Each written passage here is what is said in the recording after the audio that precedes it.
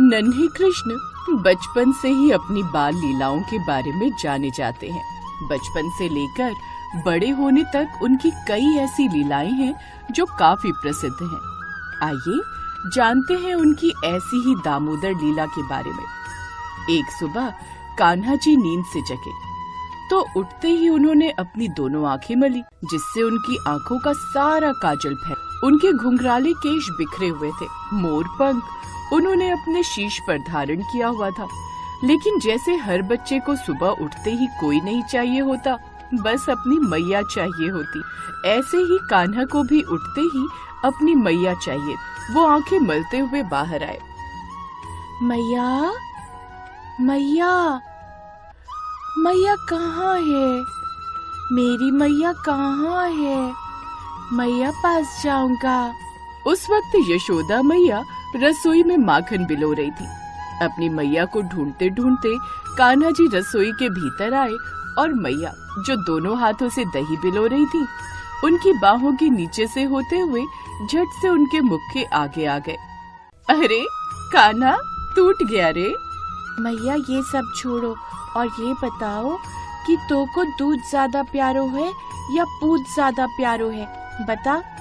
लल्ला, ये तो सुबह सुबह उठ के कैसी बातें कर रहा है। चल हट अब आगे से और मुझ को दही बिलोन दे। नहीं नहीं मैया, पहले मुझ को बता, तो को दूध ज्यादा प्यारा है या पूत?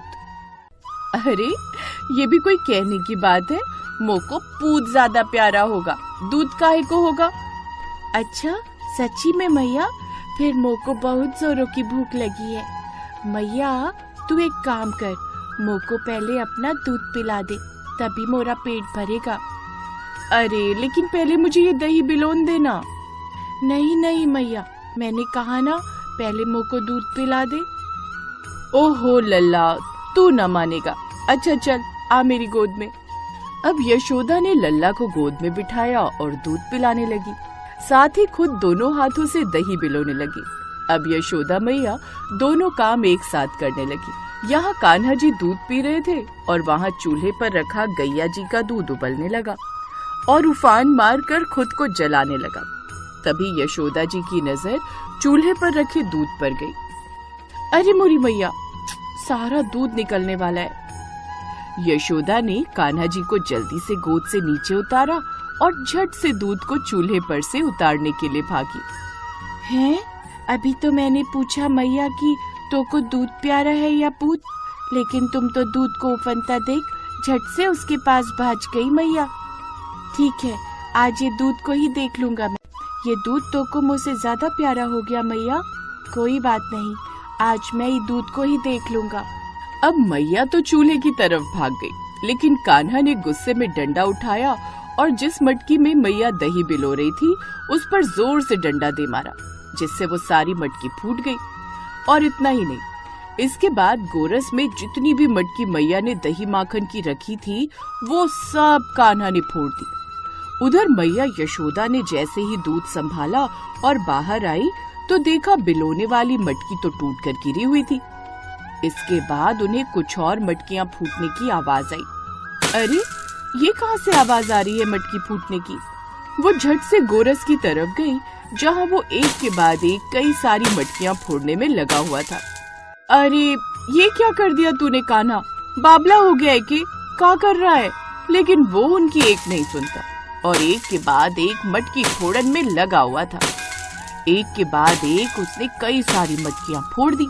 मोरू लल्ला बिगड़ गया। आज अगर मैंने लाला को सबक ना सिखाया, दंड ना दिया तो ये लाला पूरी तरह बिगड़ जाएगा। फिर यशोदा मैया ने छड़ी उठाई और कहने लगी, रुक जा लल्ला, आज मैं बताऊं तुझे। ऐसा कहकर मैया ने छड़ी उठाई और उसके पीछे दौड़ने लगी। अरे मोरी मैया, आज तो लागत है मैया हमको छोड़ेगी नहीं, भागो रे भागो। ऐसा कहकर कान्हा आगे आगे और मैया उनके पीछे पीछे दौड़ने लगी। कान्हा डर के मारे ऐसे चौकड़ी मारकर यहाँ से वहाँ भाग रहे थे मानो कोई शेर पीछे पड़ गया हो।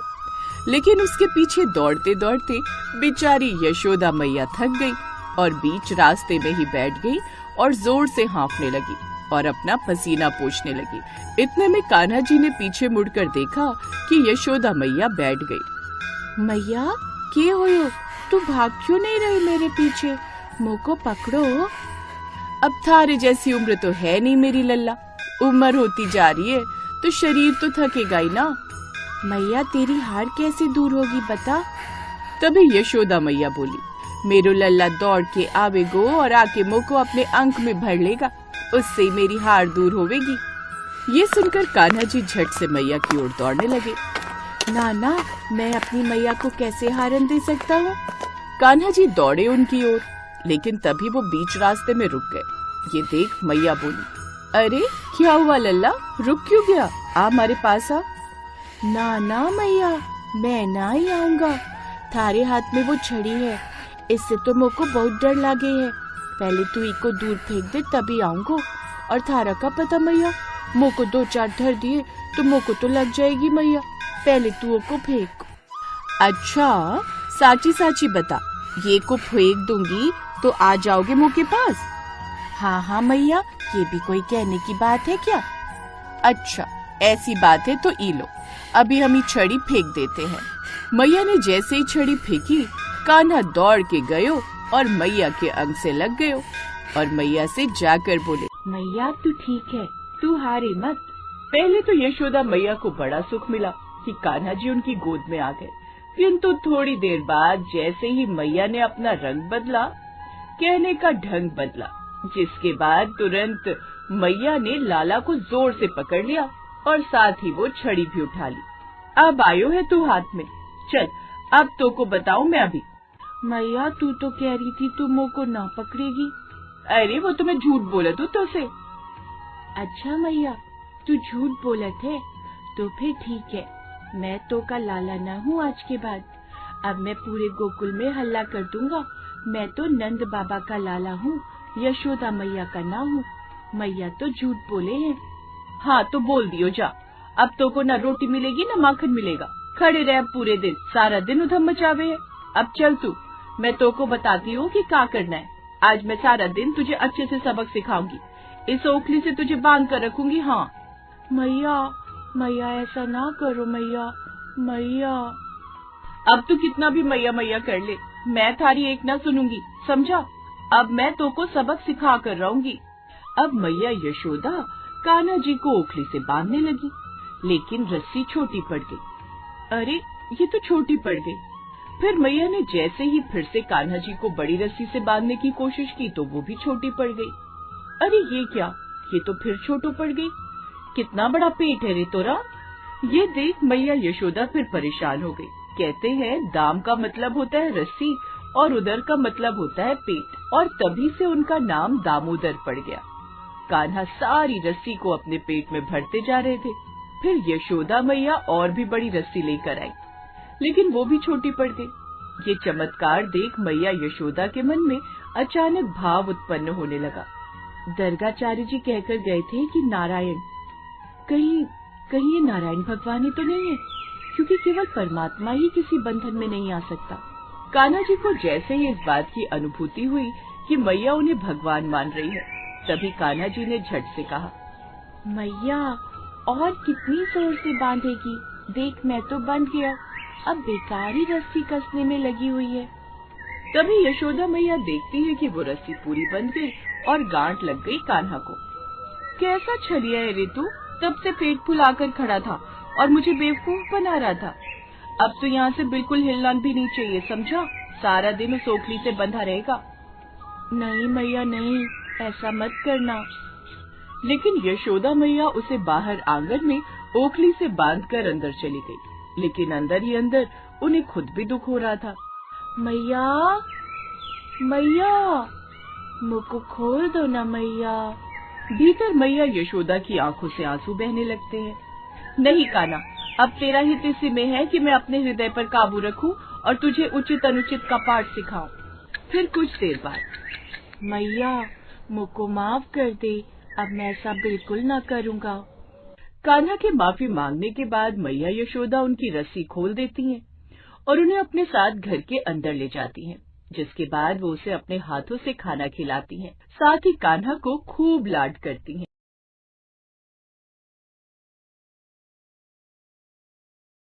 द्वापर युग में पृथ्वी पर राक्षसों के अत्याचार लगातार बढ़ने लगे। पृथ्वी गाय का रूप धर भगवान ब्रह्मा और विष्णु के पास गई।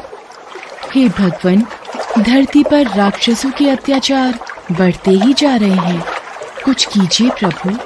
हे नारायण, अब आपको पृथ्वी की रक्षा के लिए धरती पर 8वें अवतार के रूप में अवतरित होने का समय आ गया है। ठीक है ब्रह्मदेव, मैं पृथ्वी का उद्धार करने के लिए मानव रूप में जन्म लूंगा। भोजवंशी राजा उग्रसेन मथुरा के राजा थे। उनका पुत्र कंस बहुत ही अत्याचारी स्वभाव का था। कंस ने उग्रसेन को राजगद्दी से उतारकर कारागार में डाल दिया। सैनिकों, पिताजी महाराज को काल कोठरी में डाल दो। आज से मथुरा नगरी में कंस का राज चलेगा। आज से महाराज उग्रसेन यहां बंदी बनकर रहेंगे और मथुरा नगरी पर मैं राज्य करूंगा। आशीर्वाद दीजिए पिताजी महाराज। कंस, तू मेरा पुत्र है, ये सोचकर मुझे लज्जा आ रही है। देखना, एक दिन तेरे पाप का घड़ा अवश्य भरेगा। कंस की छोटी बहन देवकी के विवाह की तैयारियां चल रही थीं। देवकी मथुरा के राजा उग्रसेन के छोटे भाई देवक की पुत्री थी। ये कंस की चचेरी बहन थी। अरे भैया कंस, आप आइए। प्रिय बहना देवकी, कल तुम इस महल से विदा हो जाओगी। तुम्हारे बिना ये महल सूना हो जाएगा। भैया कंस, आप मुझे बहुत याद आओगे। अगले दिन देवकी का विवाह वसुदेव नामक यदुवंशी सरदार से संपन्न हुआ। महाराज वसुदेव, मैं अपनी बहन देवकी से बहुत स्नेह करता हूं, इसलिए देवकी बहन को मैं स्वयं अपने रथ पर ससुराल विदा करके आऊंगा। ये तो हमारे लिए बहुत ही सौभाग्य की बात है महाराज कंस। कंस देवकी और वसुदेव को छोड़ने चल पड़ता है। देवकी के पिता देवक उसे बहुत सारा धन धान्य संपत्ति आदि देकर विदा करते हैं। कंस देवकी और वसुदेव के साथ वार्तालाप करते हुए अभी आधे रास्ते ही पहुंचा था कि रास्ते में एक आकाशवाणी होने लगी।